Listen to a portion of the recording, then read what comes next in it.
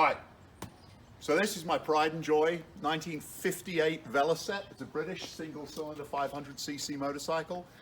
I got this guy, I found him in a barn when I was 14 years old. He's been backwards and forwards between England and the US twice now. I rode him everywhere as a kid. I went to school on him every day.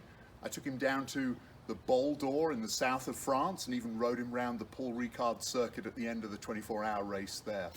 I've completely restored this bike, taken him to pieces, done every single thing on the bike. They set a record with this bike in 1960. They put him on a racetrack, not this bike, but this model. They put it on a racetrack in France. They rode that bike for 24 hours. It averaged over 100 miles an hour. That record has never been beaten by a 500cc motorcycle since. So if you come in and have a look for a second, there's a couple of things I've manufactured on the bike.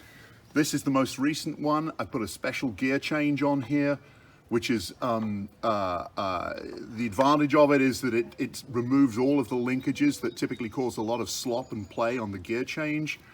This has just got a direct link into the back of the gearbox, and both the foot peg and the gear change peg fold up so they don't foul on the kickstart when you try and start the bike up. And the idea of this bike is that you could ride it to work every day during the week and take it to the track and race it at the weekend, which has got the whole typical British motorcycle starting procedure. You got to tickle it to really flood the carburetor out.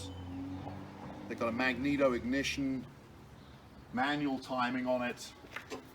There's no real choke associated with it. You just generally flood the carb and off you go from there. And normally he's pretty good about starting up.